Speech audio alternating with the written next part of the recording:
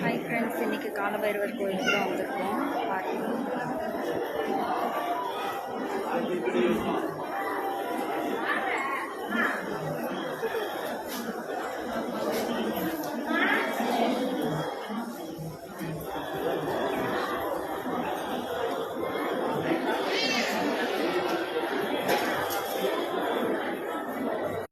கடவுள் சுற்றி வருகிறது. எல்லாரும் கட்டாயம்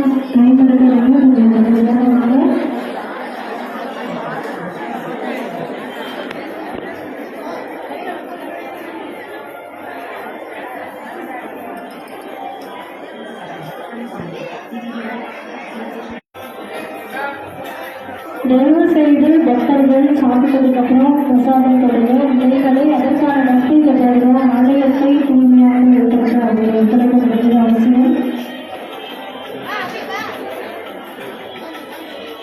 நம்முடைய ஆன்மீகர்களும் ஸ்ரீ ஸ்ரீ விஜயசாமி அவர்கள் காசிக்கு சென்று இடங்களை சட்ட அனுப்பி காசி யாத்திரை கட்டுநாட்களாக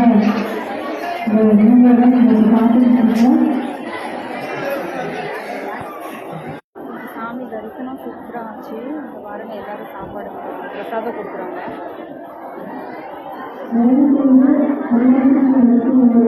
இது வந்து பிரசாதம் கொடுக்குற கியூ. இன்னைக்கு விசேஷ நாள்ன்றதுனால கூட்டம் நிறையா இருக்காங்க. பாருங்க,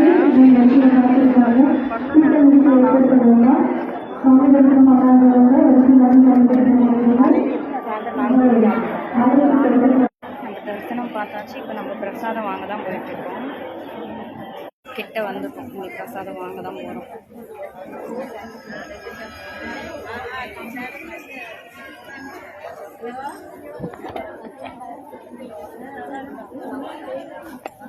என் பொண்ணை பாருங்க, ஒரே கொண்டாட்டம் தான் இவளுக்கு.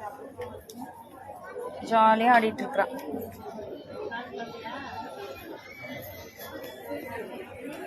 நம்ம வந்து பிரசாதம் வாங்கியாச்சு.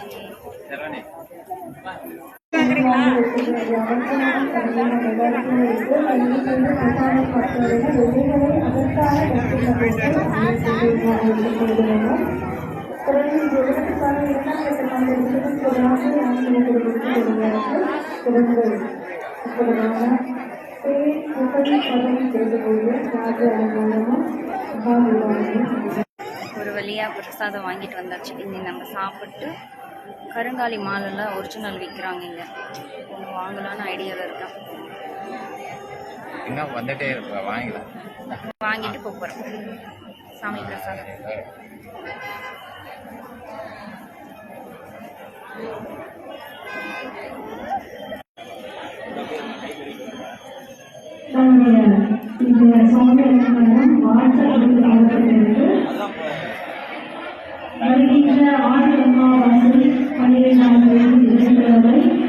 ராமேஸ்வரத்தில் நம்மளுடைய சார்பாக பித்ரு தரிசனம் ஏற்பாடு செய்யப்பட்டுள்ளது. நம்முடைய பித்ருக்களுடைய முழு ஆசி பெறுவதுடன் நம்முடைய தடைகள் எல்லாம் நீங்கி எல்லா நலமும் நல்லதாக பெறணும் அப்படின்னா நம்ம பித்ருக்களுக்கு தரிசனம் செல்ல வேண்டிய கட்டாயம் எல்லாருமே அவங்களுடைய எவ்வளோ நேரம் வாங்க அந்த வகையில் ஆறு அங்காளாசி வந்து தெரியப்படுகிற பித்ரு தரிசனமானது வெறும் முழுவதும் படிப்பதற்கு சமம். இங்கே பாருங்கள், எல்லாரும் தேங்காய் தீபம் ஏற்றுறாங்க. நிறைய பேர் வந்து இன்னைக்கு நிறைய தீபம் ஏற்றிருக்காங்க. நான் காலையில் வந்ததுமே தேங்காய் தீபம் போட்டேன். இங்கே பாருங்கள் எத்தனை பேர் போட்டுட்ருக்காங்க.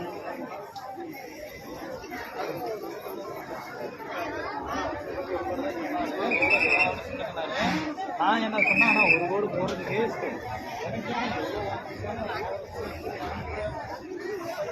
இந்த கியூ எல்லாமே தேங்காய் தீபம் போட்டு தரிசனத்துக்காக போயிட்டுருக்காங்க.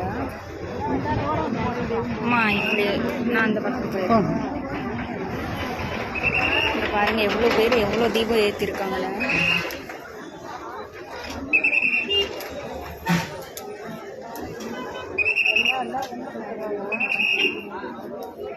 ஃபுல்லாக ரோடு வரையிலும் தேங்காய் தீபம் போட்டிருக்காங்க. நான் வந்து ஸ்டார்டிங்லேயே போட்டுட்டேன்.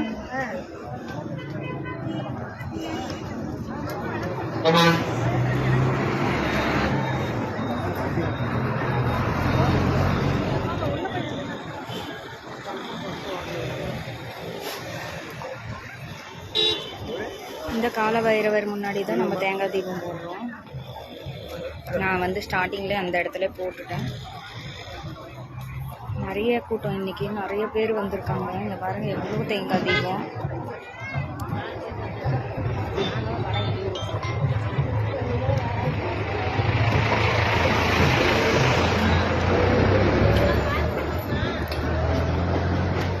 இவங்கெல்லாம் சாமி தரிசனத்துக்காக போயிட்டுருக்குறாங்க. கூட்டம் வந்துட்டே இருக்காங்க.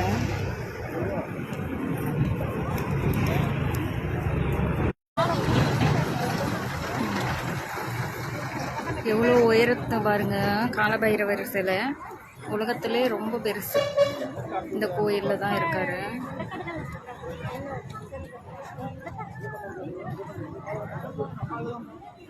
இந்த கோயில் வந்து மெயின் ரோட்லேயே இருக்குது, ரோட்டு மேலே தான் இருக்குது.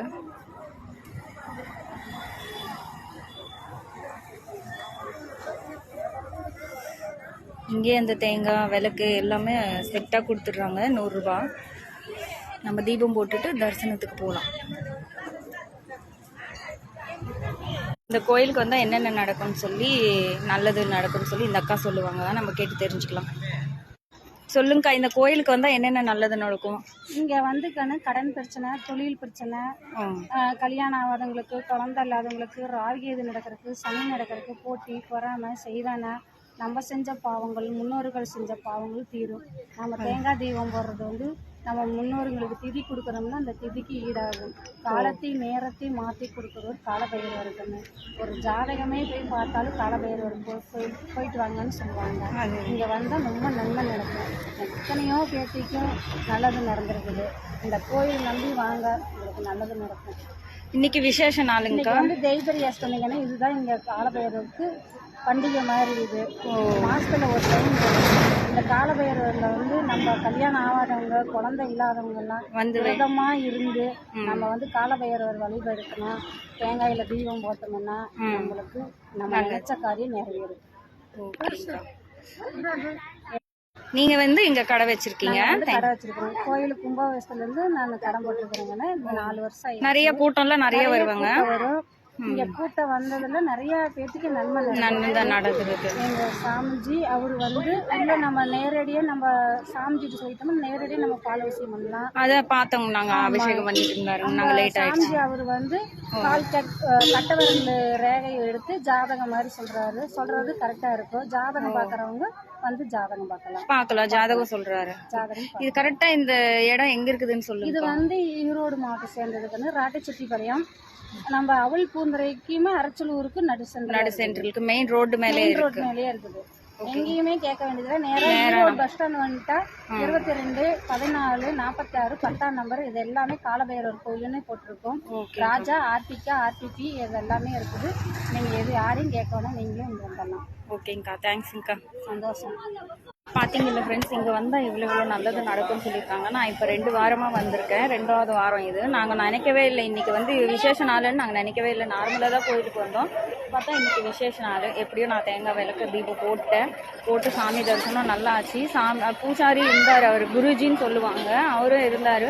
அவர்கிட்டயும் நாங்கள் ஆசீர்வாதம் வாங்கி முடிச்சுட்டு சாப்பிட்டு பிரசாதம் வெளியில் வந்துட்டு எங்கள் வீட்டுக்கு கிளம்புறதா. நீங்களும் வாங்க, இந்த கோயிலுக்கு ஒரு வாட்டி வந்து பாருங்கள். அட்ரஸ் எல்லாம் அந்த அக்கா சொன்னாங்கல்ல, பார்த்துட்டு நிறைய பேர் வந்து காலபைரவர் கோயில் எங்கே இருக்குது, இது எங்கே இருக்குதுன்னு சொல்லி கேட்டிங்க. அதனால தான் நான் இப்போ இந்த வீடியோ பிடிச்சி போட்டுட்ருக்குறேன். எல்லோரும் வந்து ஒரு வாட்டி தரிசனம் பார்த்துட்டு போங்க. பாய். நெக்ஸ்ட் வீடியோவில் பார்க்கலாம். பாய்.